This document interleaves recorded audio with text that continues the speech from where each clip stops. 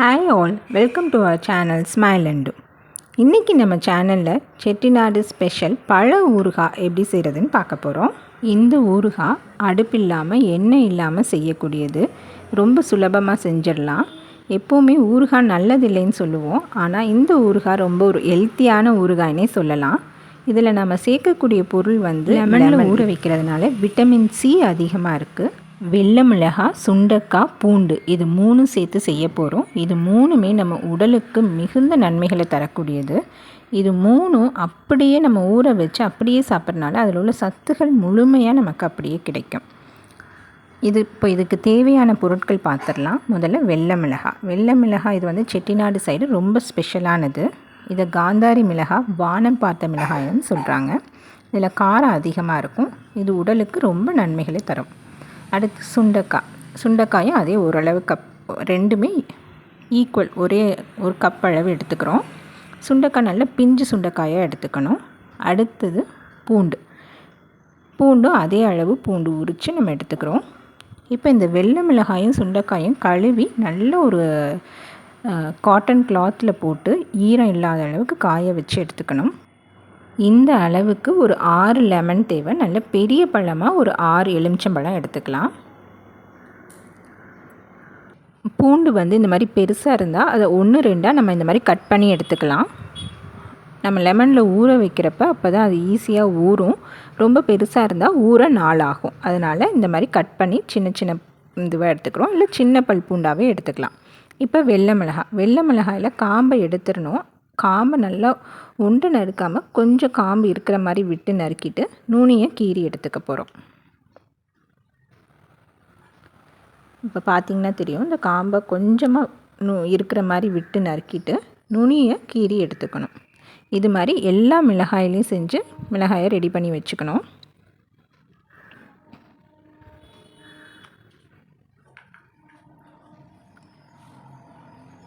இப்போ அடுத்தது சுண்டைக்காயிலையும் அதே மாதிரி காம்பை ஃபுல்லாக நறுக்கிடாமல் கொஞ்சம் காம்பு இருக்கிற மாதிரி விட்டு நறுக்கிட்டு அதை 2ஆக வகுந்துக்கிறோம். ஃபுல்லாக கட் பண்ணிட வேண்டாம், சும்மா 2ஆக வகுந்து விட்டால் போதும்.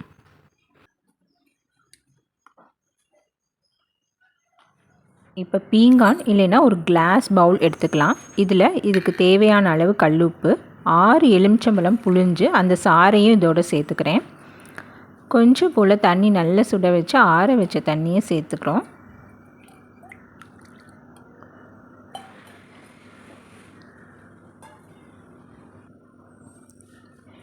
இப்போ இதில் நறுக்கி ரெடி பண்ணி வச்சுருக்க சுண்டைக்காயை சேர்க்குறோம். முதல்ல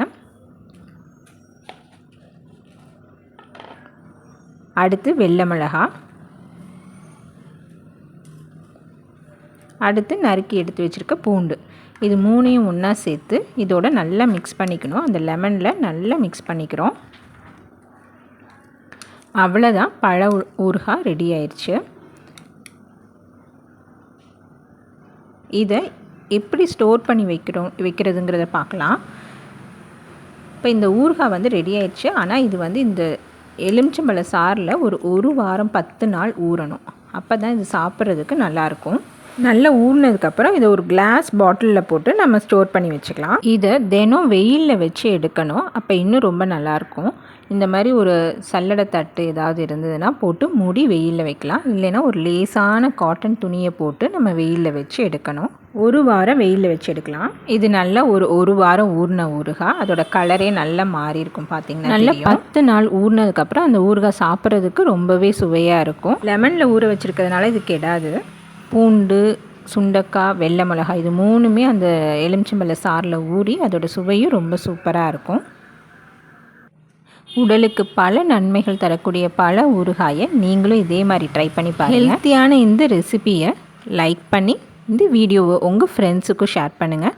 மறக்காமல் எங்கள் சேனலை சப்ஸ்கிரைப் பண்ணுங்கள். கமெண்ட்ஸை கீழே கமெண்ட் பாக்ஸில் ஷேர் பண்ணுங்கள். Thank you all. Keep smiling.